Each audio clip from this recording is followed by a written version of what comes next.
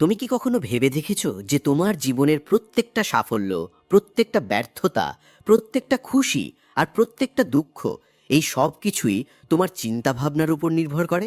এটা বিশ্বাস করা হয় যে আমাদের চিন্তাভাবনাই আমাদের ভবিষ্যৎ গড়ে তোলে। তুমি পৃথিবীর সবচেয়ে ধনী মানুষ হতে চাও বা নিজের জীবনে শান্তি খুঁজে পেতে চাও, তার শুরুটা একটাই জায়গা থেকে হয়, তোমার মাইন্ডসেট।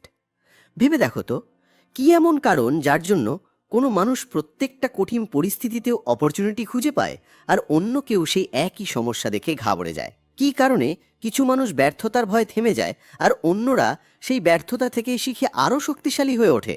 পার্থক্যটা হলো তাদের চিন্তাভাবনায়, তাদের মাইন্ডসেটে।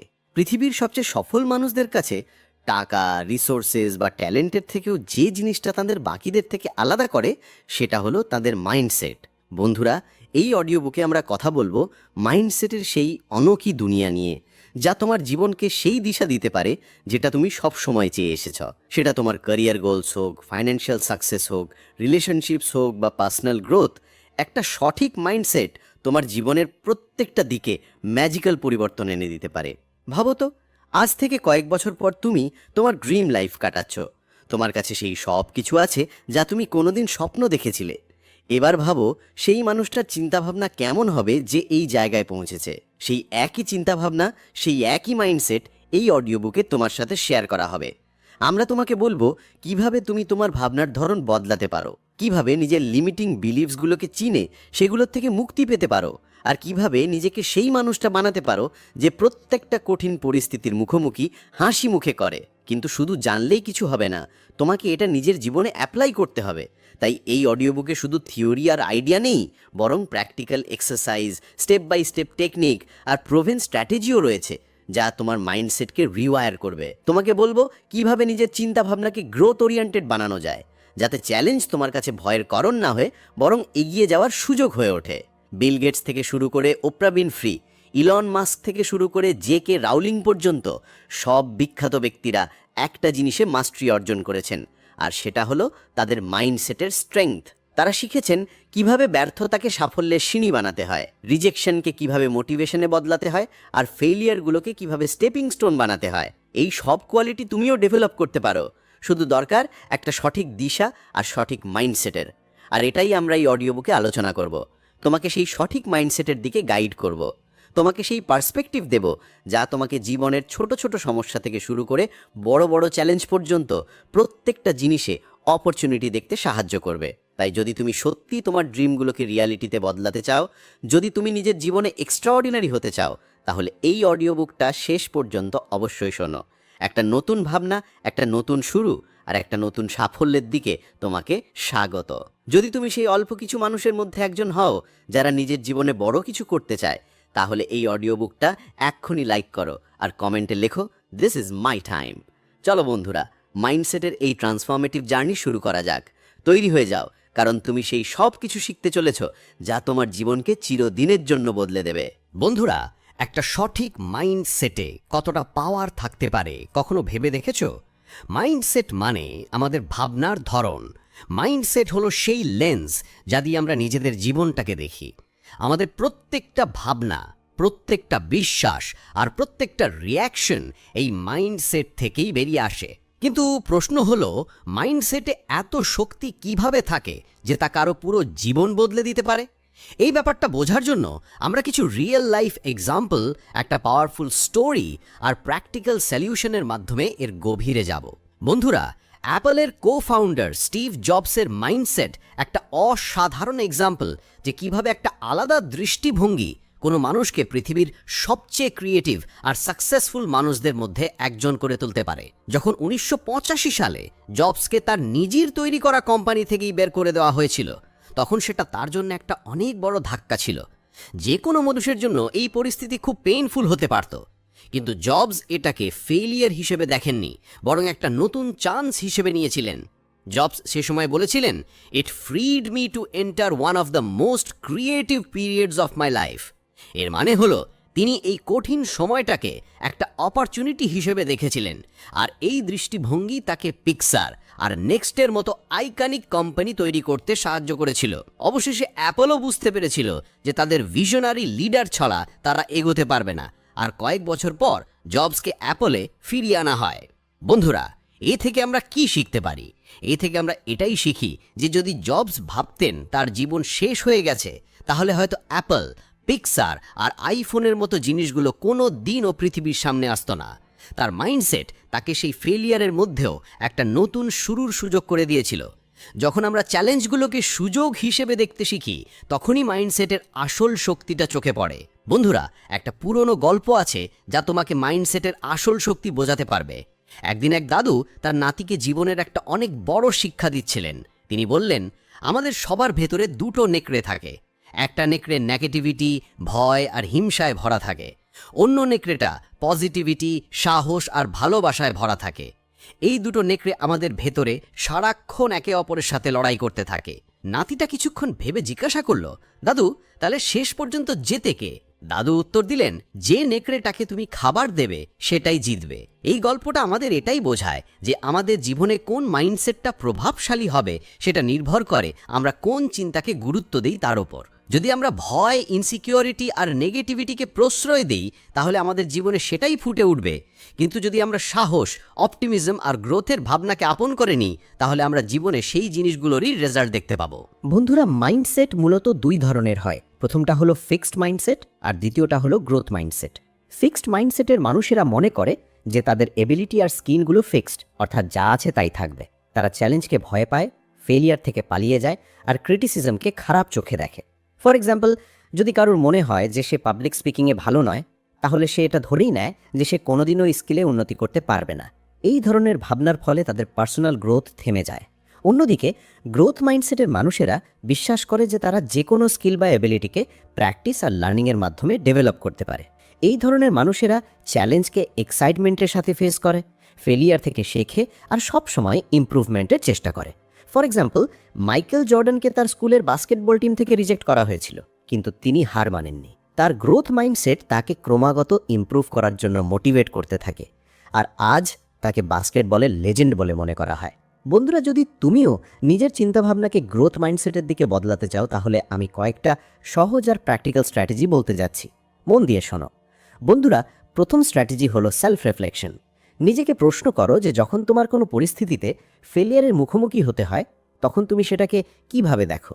তুমি কি এটাকে নিজের দুর্বলতা ভেবে থেমে যাও, নাকি এটাকে একটা ইমপ্রুভমেন্টের সুযোগ হিসাবে দেখো? দ্বিতীয় স্ট্র্যাটেজি হলো লার্নিং ওরিয়েন্টেড গোল সেট করা। নিজের গোল সবসময় আউটকামের উপর ভিত্তি করে রেখো না, সেগুলোকে লার্নিং ওরিয়েন্টেড বানাও। যেমন, আমাকে টপ স্কোরার হতে হবে, এর বদলে এমন গোল রাখো যে আমাকে কনসেপ্টগুলো ভালোভাবে বুঝতে হবে। এতে শেখার উপর ফোকাস থাকবে। বন্ধুরা, তৃতীয় স্ট্র্যাটেজি হলো ক্রিটিসিজমকে ফিডব্যাক হিসেবে নেওয়া। যদি কেউ তোমার ভুল ধরিয়ে দেয়, তাহলে সেটাকে ব্যক্তিগতভাবে নিও না বা ডিফেন্সিভ হয়ে যেও না। সেই ফিডব্যাক থেকে শেখার চেষ্টা করো, কারণ গ্রোথ মাইন্ডসেটে ক্রিটিসিজম তোমাকে ইমপ্রুভ করার প্রথম ধাপ।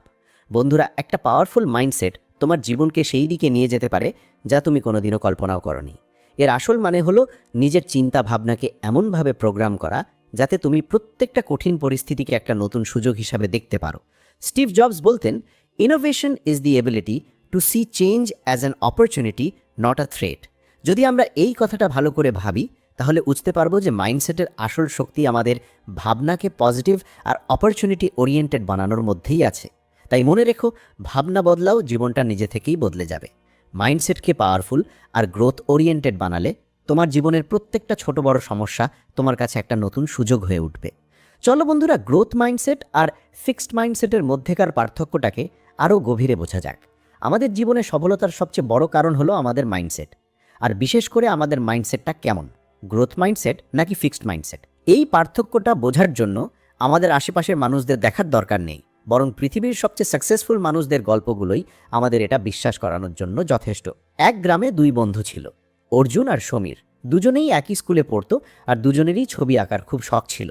একদিন তাদের স্কুলে একটা ড্রয়িং কম্পিটিশন হলো। অর্জুন প্রতিযোগিতার জন্য খুব খেটেছিল, কিন্তু সে জিততে পারল না। অন্যদিকে সমীরও পার্টিসিপেট করেছিল আর সেও হেরে গেল। ফিক্সড মাইন্ডসেটের অর্জুন হেরে যাওয়ার পর ভাবল, হয়তো আমি ড্রয়িংয়ে ভালো নই, আমার আর খেটে কোনো লাভ নেই। সে হার মেনে নিল আর ছবি আঁকা ছেড়ে দিল। আর গ্রোথ মাইন্ডসেটের সমীর হেরে যাওয়ার পরও হতাশ হলো না। সে ভাবল, এখন আমি জিততে পারিনি, কিন্তু যদি আমি আরও মেহনত করি আর শিখতে থাকি, তাহলে একদিন ঠিক জিততে পারবো। সমীর হাতটাকে শেখার সুযোগ হিসাবে দেখলো আর প্রতিদিন নিজের ড্রয়িং ইমপ্রুভ করার জন্য লেগে পড়ল। কয়েক বছর পরে সমীর অনেক কম্পিটিশন জিতলো আর একজন সফল আর্টিস্ট হয়ে উঠল। অথচ অর্জুন কোনোদিনও তার ড্রিম পূরণ করতে পারল না। এটাই হলো ফিক্সড মাইন্ডসেট আর গ্রোথ মাইন্ডসেটের পার্থক্য। বন্ধুরা, কর্নেল স্যান্ডার্সের নাম শুনলেই কেএফসির সুস্বাদু ফ্রাইড চিকেনের কথা মনে পড়ে, কিন্তু তার সাফল্যের গল্প অনেক সংগ্রাম আর রিজেকশনে ভরা। কর্নেল স্যান্ডার্স তার ব্যবসা 65 বছর বয়সে শুরু করেছিলেন, যখন তার কাছে শুধু সোশ্যাল সিকিউরিটি চেক আর একটা ফ্রাইড চিকেনের রেসিপি ছিল। তিনি তার রেসিপি বিক্রি করার জন্য অনেক রেস্তোরাঁর দরজায় ধাক্কা দিয়েছিলেন, কিন্তু হাজারেরও বেশিবার তাকে রিজেক্ট করা হয়েছিল। যদি তার ফিক্সড মাইন্ডসেট থাকতো, তাহলে হয়তো তিনি ধরেই নিতেন যে তার রেসিপিতে কোনো বিশেষত্ব নেই আর হার মেনে নিতেন। কিন্তু তার মাইন্ডসেট ছিল গ্রোথ ওরিয়েন্টেড।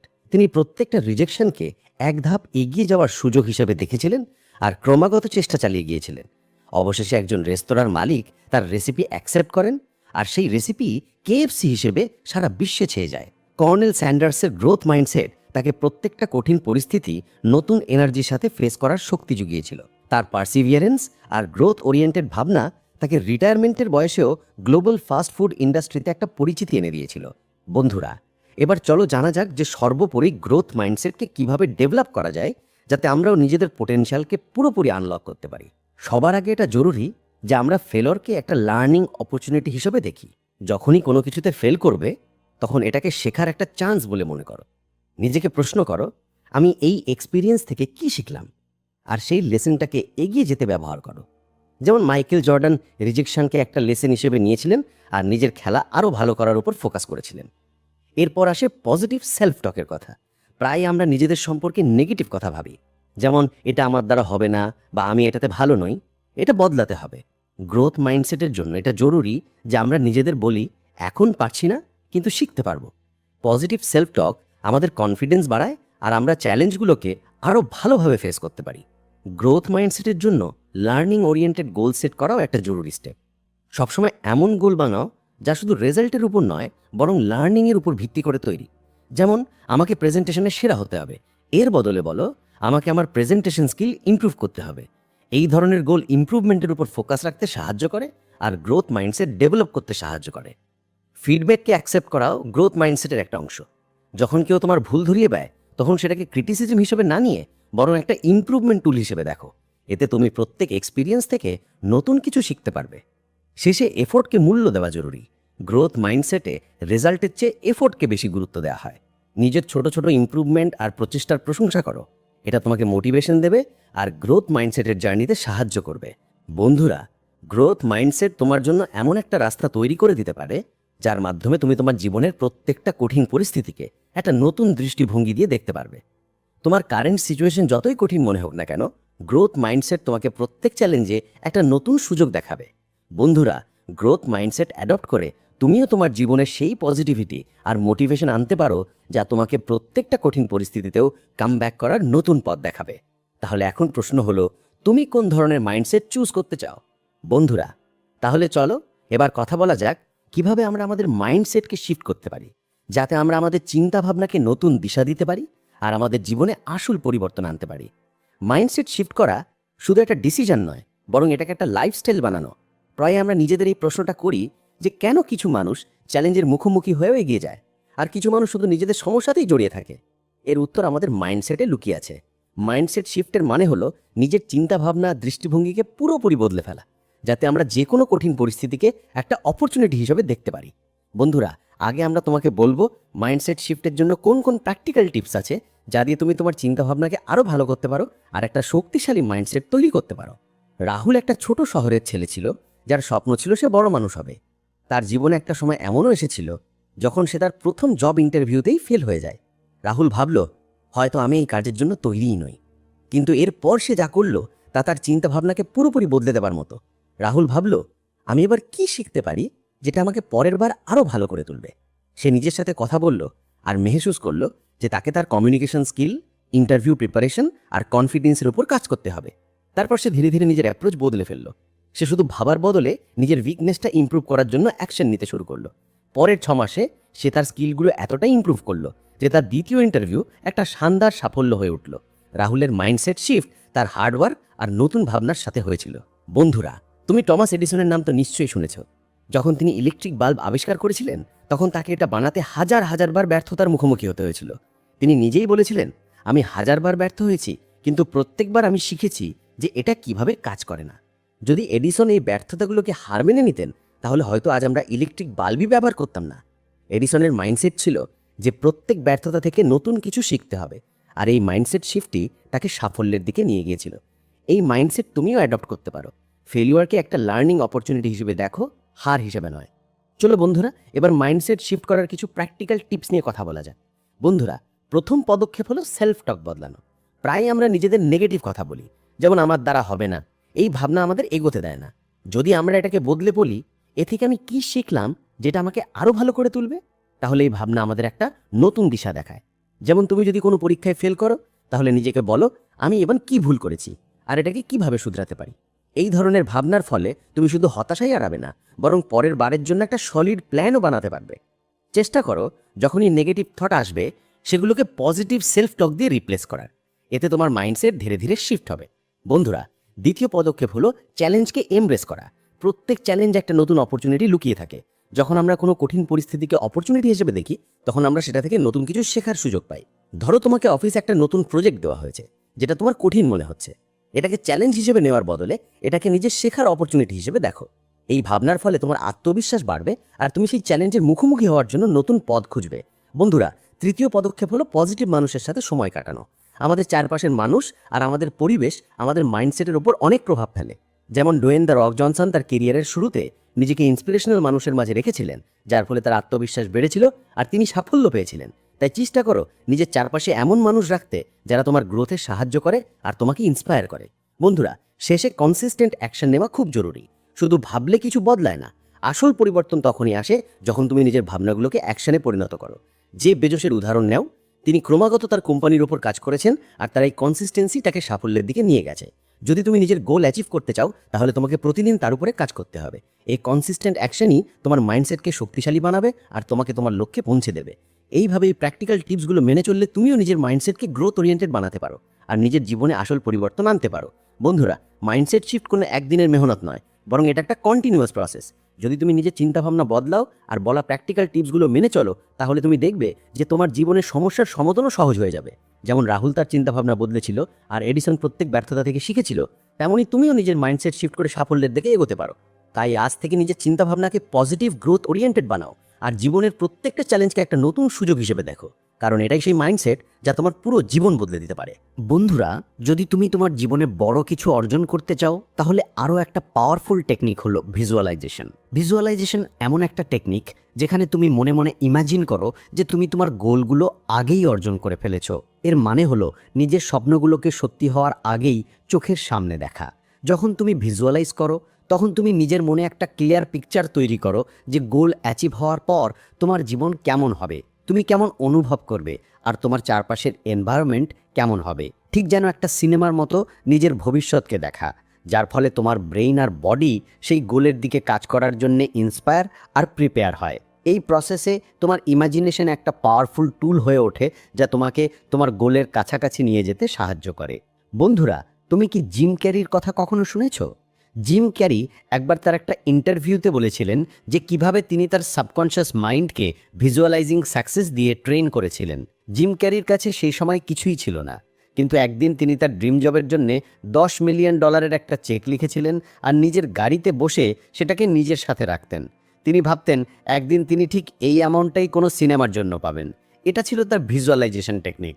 যখন gym carry 1994-এ Dam and ডামারের shooting করছিলেন, তখন তিনি সেই চেকের ছবিটা মনে করেছিলেন আর সত্যি সত্যি তাকে সেই সিনেমার জন্য $10 মিলিয়ন চেক দেওয়া হয়েছিল।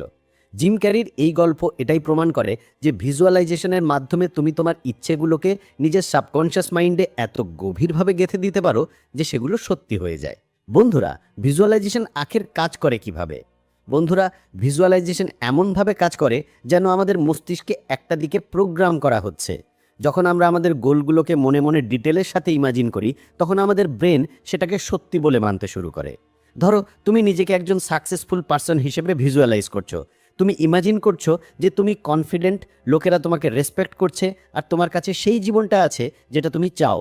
এই ভিজুয়ালাইজেশন আমাদের সাবকনশিয়াস মাইন্ডকে সিগন্যাল দেয় যে আমাদের এই গোলের দিকে এগোতে হবে।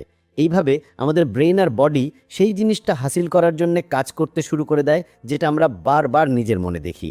অর্থাৎ ভিজুয়ালাইজেশন তোমার চিন্তাভাবনাকে অ্যাকশনে বদলানোর একটা পাওয়ারফুল উপায়।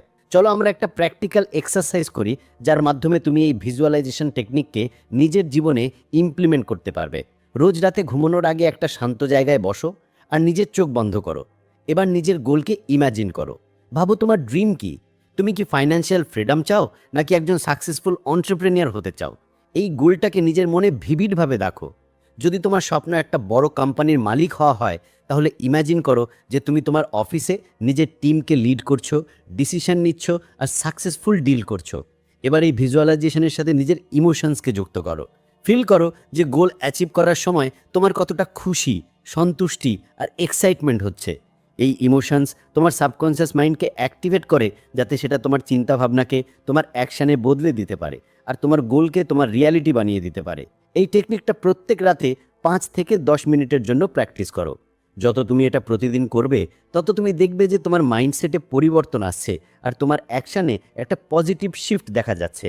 বন্ধুরা, ভিজুয়ালাইজেশন ততক্ষণ পর্যন্ত প্রভাবশালী হবে না যতক্ষণ না তুমি এর সাথে কনসিস্টেন্ট অ্যাকশন নিচ্ছ। সফলতার কল্পনা করার শুধু শুরুটা। আসল সফলতা তখনই পাওয়া যায় যখন তুমি সেটা অ্যাচিভ করার জন্য হার্ডওয়ার্ক করো আর ফোকাসড অ্যাকশন নাও। প্রতিদিন নিজের ভিজুয়ালাইজ সাকসেসের সাথে অ্যাকশন নাও। যখন তুমি নিজের গোলকে ক্লিয়ার করে নাও আর সেটাকে নিজের ভিজুয়ালাইজেশনে দেখো, তখন তোমার সাবকনশিয়াস মাইন্ড তোমাকে সেই দিকে সঠিক পদক্ষেপ নেওয়ার জন্য ন্যাচারালি ইন্সপায়ার করবে। মনে রেখো, ভিশন আর অ্যাকশনের পারফেক্ট কম্বিনেশনই তোমাকে সফলতার দরজায় পৌঁছে দেয়। বন্ধুরা, তোমার সাবকনশিয়াস মাইন্ড তোমার সবচেয়ে বড় বন্ধু হয়ে উঠতে পারে, শুধু তোমাকে এটাকে সঠিকভাবে ট্রেন করতে হবে। ভিজুয়ালাইজেশন শুধু একটা মেন্টাল এক্সারসাইজ নয়, বরং এটা একটা পাওয়ারফুল টুল যা তোমার থটস, অ্যাকশনস আর ইমোশনসকে তোমার গোলের সাথে অ্যালাইন করে। যখন তুমি নিজের স্বপ্নগুলোকে সত্যি বলে ধরে নিয়ে সেগুলোকে ভিজুয়ালাইজ করো, তখন তোমার সাবকনশিয়াস মাইন্ড সেই দিকেই কাজ করতে শুরু করে দেয়। তাই বন্ধুরা, আজ থেকেই নিজের সফলতাকে ভিজুয়ালাইজ করা শুরু করো। যখন তুমি এটাকে নিজের চোখের সামনে দেখবে, তখন তোমার মাইন্ড আর অ্যাকশনস সেটাকে সত্যি করার জন্য নিজে থেকেই এগিয়ে আসবে। বন্ধুরা, যদি তুমি সত্যি তোমার জীবনে বড় কিছু অর্জন করতে চাও, তাহলে কখনো হার মেনে নিও না। যখন তুমি তোমার জার্নিতে বারবার পড়ো, তখনই আসল শক্তির পরিচয় পাওয়া যায়। আমাদের জীবনে ব্যর্থতা আর বাধা আসাটা স্বাভাবিক, কিন্তু এগুলোর মোকাবেলা কিভাবে করবে আর কিভাবে নিজেকে তুলে আবার উঠে দাঁড়াবে, এটাই একটা পাওয়ারফুল মাইন্ডসেটের আসল পরীক্ষা। আমরা প্রত্যেক বড় অ্যাচিভারের গল্পে একটা জিনিস অবশ্যই দেখি, রেজিলিয়েন্স আর পারসিভিয়ারেন্স, অর্থাৎ সংঘাস করার ক্ষমতা আর অধ্যাবসায়। এই দুটো জিনিস যে কোনো ব্যর্থতাকে সফলতায় বদলে দেওয়ার শক্তি রাখে। যতই কঠিন পরিস্থিতি আসুক না কেন, হার না মানার অ্যাটিটিউডই আমাদের বাকিদের থেকে আলাদা করে তোলে। ভাবো তো, যদি টমাস এডিসন তার ইনভেনশনের জার্নিতে হার মেনে নিতেন, তাহলে কি আজ আমাদের কাছে ইলেকট্রিক বাল্ব থাকতো? এডিসন বাল্ব আবিষ্কার করার সময় 10,000 বার এক্সপেরিমেন্ট করেছিলেন। সেই এক্সপেরিমেন্টগুলোতে বারবার ফেলিয়ার এসেছিল, কিন্তু এডিসন প্রত্যেকবার নিজেকে তুলে আবার চেষ্টা করেছিলেন। যখন তাকে জিজ্ঞাসা করা হয়েছিল যে এতবার চেষ্টার পরও তিনি হার মানেননি কেন, তখন তার উত্তর ছিল, আমি হার মানিনি, I have just found 10,000 ways that won't work. এটাই ছিল এডিসনের রেজিলিয়েন্স। যদি তিনি প্রত্যেক ফেলিয়ারের পর ভাবতেন যে এটা সম্ভব নয়, তাহলে হয়তো আজ আমরা অন্ধকারেই থাকতাম। এডিসনের এই জার্নি এটাই বোঝায় যে রেজিলিয়েন্সের মানে এটা নয় যে তুমি পড়বে না, বরং এর মানে হলো তুমি প্রত্যেকবার পড়ে গিয়ে আবার উঠে দাঁড়াবে। বন্ধুরা, মাইকেল জর্ডান, যাকে পৃথিবীর অন্যতম সেরা বাস্কেটবল খেলোয়াড় বলে মনে করা হয়, তার যাত্রাও রেজিলিয়েন্সের একটা এক্সেলেন্ট উদাহরণ। তার স্কুলের শুরুর দিকে তাকে স্কুল বাস্কেটবল টিম থেকে রিজেক্ট করা হয়েছিল। সেই রিজেকশন তাকে ভেঙে ফেলার বদলে আরও শক্তিশালী করে তুলেছিল। তিনি কঠোর পরিশ্রম করেছিলেন, নিজেকে ইমপ্রুভ করেছিলেন আর নিজের স্কিলকে প্রতিদিন শার্পেন করেছিলেন। জর্ডান একবার বলেছিলেন যে আমার কেরিয়ারে আমি 9,000-এরও বেশি শট মিস করেছি, আমি প্রায় 300টা গেম হেরেছি, 26 বার আমার উপর বিশ্বাস করা হয়েছিল যে আমি গেম উইনিং শট নেব আর আমি পারিনি। আমি আমার জীবনে বারবার ব্যর্থতার মুখোমুখি হয়েছি, আর ঠিক এই কারণেই আমি সফল। এই অ্যাটিটিউডই তাকে একজন চ্যাম্পিয়ন বানিয়েছিল। তিনি প্রত্যেক ফেলিওরকে একটা নতুন শিক্ষা বলে মনে করতেন আর প্রত্যেকবার নিজেকে আরও ভালো করে তুলতেন। বন্ধুরা, একটা পাওয়ারফুল মাইন্ডসেটের সবচেয়ে ইম্পর্ট্যান্ট অ্যাসপেক্ট হলো নেভার গিভ আপ। প্রত্যেক মানুষের জীবনে এমন মুহূর্ত আসে যখন সে নিজেকে পরাজিত মনে করে, কিন্তু এই মুহূর্তটাই তাকে আবার উঠে দাঁড়ানোর সবচেয়ে ভালো সুযোগ দেয়। যে কোনো বড় লক্ষ্যে পৌঁছানোর জন্য তোমাকে বারবার পড়তে হবে আর আবার উঠতে হবে। The moment you give up is the moment you let someone else win. অর্থাৎ হার মেনে নেওয়া মানে নিজের ড্রিম আর পরিশ্রম থেকে দূরে সরে যাওয়া। যখন তুমি আরও একবার চেষ্টা করার সিদ্ধান্ত নাও, তখনই তুমি আসল জয়ের দিকে এগিয়ে যাও। বন্ধুরা, এখন প্রশ্ন হলো, এই নেভার গিভ আপ অ্যাটিটিউডকে নিজের জীবনে কিভাবে আনা যায়? চলো কিছু প্র্যাকটিক্যাল সলিউশন জানা যাক, যা দিয়ে তুমি তোমার রেজিলিয়েন্স আর পারসিভিয়ারেন্সকে আরও শক্তিশালী করতে পারো। সবার আগে ফেলিয়ারকে স্বীকার করো আর তা থেকে শেখো।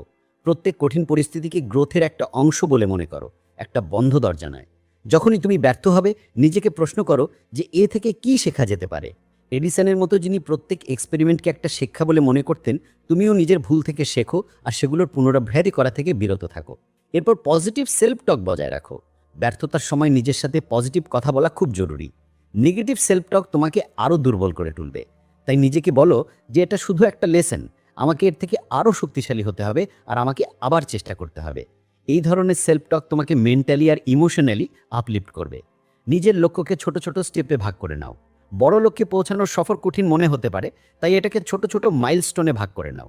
যেমন মাইকেল জর্ডান প্রত্যেক প্র্যাকটিস সেশনকে নিজের গেম ইমপ্রুভমেন্টের একটা স্টেপ বলে মনে করতেন, তেমনি ছোট ছোট পদক্ষেপের সাথে এগিয়ে চলো আর প্রত্যেক মাইলস্টোনকে সেলিব্রেট করো। ইন্সপিরেশনাল স্টোরি পড়ো আর নিজের চারপাশে একটা পজিটিভ পরিবেশ বানিয়ে রাখো। রেজিলিয়েন্স আর পারসিভিয়ারেন্স বাড়ানোর জন্য ইন্সপিরেশন খুব জরুরি। ইন্সপিরেশনাল স্টোরি পড়ো আর এমন মানুষদের সাথে সময় কাটাও যারা তোমাকে এনকারেজ করে। যেমন জিম রন বলেছিলেন যে তুমি সেই 5 জন মানুষের গড় হয়ে যাও যাদের সাথে তুমি সবচেয়ে বেশি সময় কাটাও। তাই পজিটিভ মানুষদের সাথে থাকো যারা তোমার কনফিডেন্স বাড়ায়। এবার শেষে কনসিস্টেন্ট এফোর্ট দাও আর ধৈর্য ধরো।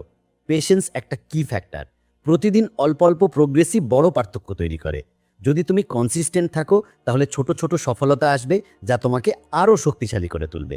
এই ছোট ছোট স্টেপগুলো মেনে তুমি নিজের নেভার গিভ আপ অ্যাটিটিউডকে জীবনের অংশ বানাতে পারো আর নিজের প্রত্যেক গোলের দিকে দৃঢ়ভাবে এগিয়ে যেতে পারো।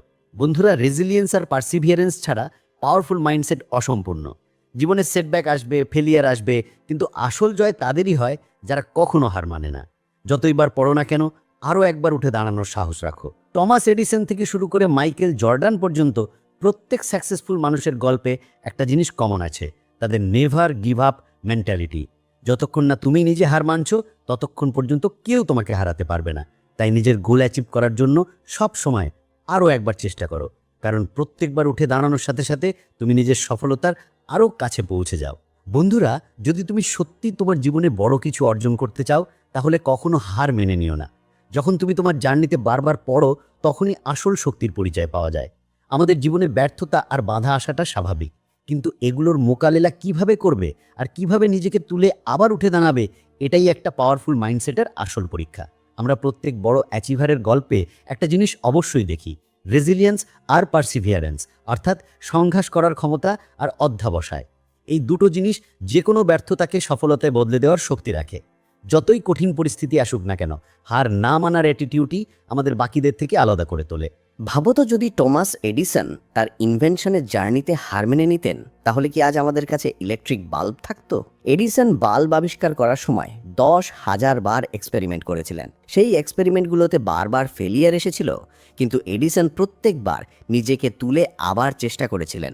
যখন তাকে জিজ্ঞাসা করা হয়েছিল যে এতবার চেষ্টার পরেও তিনি হার মানেননি কেন, তখন তার উত্তর ছিল, আমি হার মানিনি, I have just found 10,000 ways that won't work. এটাই ছিল এডিসনের রেজিলিয়েন্স। যদি তিনি প্রত্যেক ফেলিয়ারের পর ভাবতেন যে এটা সম্ভব নয়, তাহলে হয়তো আজ আমরা অন্ধকারেই থাকতাম। এডিসনের এই জার্নি এটাই বোঝায় যে রেজিলিয়েন্সের মানে এটা নয় যে তুমি পড়বে না, বরং এর মানে হলো তুমি প্রত্যেকবার পড়ে গিয়ে আবার উঠে দাঁড়াবে। বন্ধুরা, মাইকেল জর্ডান, যাকে পৃথিবীর অন্যতম সেরা বাস্কেটবল খেলোয়াড় বলে মনে করা হয়, তার যাত্রাও রেজিলিয়েন্সের একটা এক্সেলেন্ট উদাহরণ। তার স্কুলের শুরুর দিকে তাকে স্কুল বাস্কেটবল টিম থেকে রিজেক্ট করা হয়েছিল। সেই রিজেকশন তাকে ভেঙে ফেলার বদলে আরও শক্তিশালী করে তুলেছিল।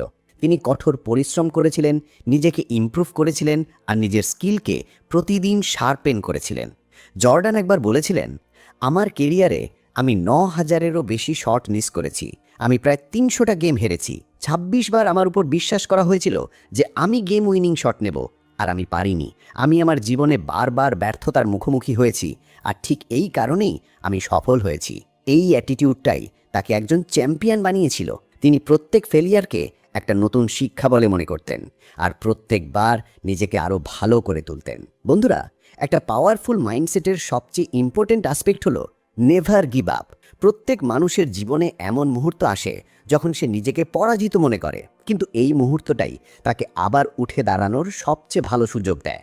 যে কোনো বড় লক্ষ্যে পৌঁছানোর জন্য তোমাকে বারবার পড়তে হবে আর আবার উঠতে হবে। The moment you give up is the moment you let someone else win.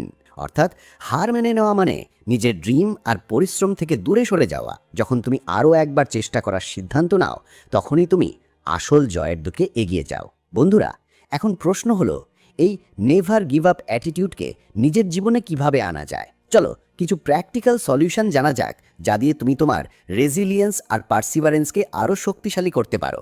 সবার আগে ফেলিয়ারকে স্বীকার করো আর তা থেকে শেখো। প্রত্যেক কঠিন পরিস্থিতিকে গ্রোথের একটা অংশ বলে মনে করো, একটা বন্ধ দরজা নয়। যখনই তুমি ব্যর্থ হবে, নিজেকে প্রশ্ন করো, এই থেকে কি শেখা যেতে পারে? এডিসনের মতো, যিনি প্রত্যেক এক্সপেরিমেন্টকে একটা শিক্ষা বলে মনে করতেন, তুমিও নিজের ভুল থেকে শেখো আর সেগুলোর পুনরাবৃত্তি করা থেকে বিরত থাকো। এরপর পজিটিভ সেলফ টক বজায় রাখো। ব্যর্থতার সময় নিজের সাথে পজিটিভ কথা বলা খুব জরুরি। নেগেটিভ সেলফ টক তোমাকে আরও দুর্বল করে তুলবে। তাই নিজেকে বলো, এটা শুধু একটা লেসেন, আমাকে এর থেকে আরও শক্তিশালী হতে হবে আর আমাকে আবার চেষ্টা করতে হবে। এই ধরনের সেলফ টক তোমাকে মেন্টালি আর ইমোশনালি আপলিফট করবে। নিজের লক্ষ্যকে ছোট ছোট স্টেপে ভাগ করে নাও। বড় লক্ষ্যে পৌঁছানোর সফর কঠিন মনে হতে পারে, তাই এটাকে ছোট ছোট মাইলস্টোনে ভাগ করে নাও। যেমন মাইকেল জর্ডান প্রত্যেক প্র্যাকটিস সেশনকে নিজের গেম ইমপ্রুভমেন্টের একটা স্টেপ বলে মনে করতেন, তেমনই ছোট ছোট পদক্ষেপের সাথে এগিয়ে চলো আর প্রত্যেক মাইলস্টোনকে সেলিব্রেট করো। ইন্সপিরেশনাল স্টোরি পড়ো আর নিজের চারপাশে একটা পজিটিভ পরিবেশ বানিয়ে রাখো। রেজিলিয়েন্স আর পার্সিভারেন্স বাড়ানোর জন্য ইন্সপিরেশন খুব জরুরি। ইন্সপিরেশনাল স্টোরি পড়ো আর এমন মানুষদের সাথে সময় কাটাও যারা তোমাকে এনকারেজ করে। যেমন জিম রন বলেছিলেন, তুমি সেই 5 জন মানুষের গড় হয়ে যাও যাদের সাথে তুমি সবচেয়ে বেশি সময় কাটাও। তাই পজিটিভ মানুষদের সাথে থাকো যারা তোমার কনফিডেন্স বাড়ায়। শেষে কনসিস্টেন্ট এফোর্ট দাও আর ধৈর্য রাখো। পেশেন্স একটা কি ফ্যাক্টর। প্রতিদিন অল্প অল্প প্রোগ্রেসই বড় পার্থক্য তৈরি করে। যদি তুমি কনসিস্টেন্ট থাকো, তাহলে ছোট ছোট সাফল্য আসবে যা তোমাকে আরও শক্তিশালী করে তুলবে। এই ছোট ছোট স্টেপগুলো মেনে তুমি নিজের নেভার গিভ আপ অ্যাটিটিউডকে জীবনের অংশ বানাতে পারো আর নিজের প্রত্যেক গোলের দিকে দৃঢ়ভাবে এগিয়ে যেতে পারো। বন্ধুরা, রেজিলিয়েন্স আর পার্সিভারেন্স ছাড়া পাওয়ারফুল মাইন্ডসেট অসম্পূর্ণ। জীবনে সেটব্যাক আসবে, ফেলিয়ার আসবে, কিন্তু আসল জয় তাদেরই হয় যারা কখনো হার মানে না। যতবারই পড়ো না কেন, আরও একবার উঠে দাঁড়ানোর সাহস রাখো। টমাস এডিসন থেকে শুরু করে মাইকেল জর্ডান পর্যন্ত প্রত্যেক সাকসেসফুল মানুষের গল্পে একটা জিনিস কমন আছে, তাদের নেভার গিভ আপ মেন্টালিটি। যতক্ষণ না তুমি নিজে হার মানছ, ততক্ষণ পর্যন্ত কেউ তোমাকে হারাতে পারবে না। তাই নিজের গোল অ্যাচিভ করার জন্য সব সময় আরও একবার চেষ্টা করো, কারণ প্রত্যেকবার উঠে দাঁড়ানোর সাথে সাথে তুমি তোমার সাফল্যের আরও কাছে পৌঁছে যাও। বন্ধুরা, যখনই তোমার মনে হার মানার চিন্তা আসবে, তখন নিজেকে একটাই প্রশ্ন করো, আমি কি আমার স্বপ্নগুলোকে এত সহজে ছেড়ে নেবার জন্য তৈরি? তাহলে বন্ধুরা, এবার তুমি নিশ্চয়ই বুঝতে পারছো যে বড় কিছু করার জন্য সবচেয়ে জরুরি জিনিস হলো সঠিক মাইন্ডসেট। এই মাইন্ডসেটই আমাদের যে কোনো চ্যালেঞ্জকে জিততে সাহায্য করে আর আমাদের স্বপ্নগুলোকে সত্যি করার শক্তি দেয়। যেমনটা ভাববে তেমনটাই হবে। তাই নিজের চিন্তা ভাবনা বদলাও, নিজের বিলিভসকে স্ট্রং করো আর প্রত্যেক কঠিন পরিস্থিতিকে একটা অপরচুনিটি হিসেবে দেখতে শুরু করো। মনে রেখো, যদি তুমি নিজের চিন্তাভাবনাকে পাওয়ার দিতে শিখে যাও, তাহলে পুরো পৃথিবী তোমার কদমে থাকবে। যদি তোমার এই অডিও বুকটা ভালো লেগে থাকে, তাহলে এটা নিজের বন্ধুদের সাথে শেয়ার করো আর আমাদের চ্যানেল সাবস্ক্রাইব করতে ভুলো না, যাতে তুমি আরও এমন পাওয়ারফুল আর ইন্সপায়ারিং অডিও বুক শুনতে পারো। নিচে কমেন্টে জানাও যে তোমার সবচেয়ে বড় গোল কি আর তুমি সেটা পাওয়ার জন্য কি কি স্টেপ নিচ্ছ। আমরা আবার দেখা করব আরও একটা অসাধারণ অডিও বুক আর নতুন শিক্ষার সাথে।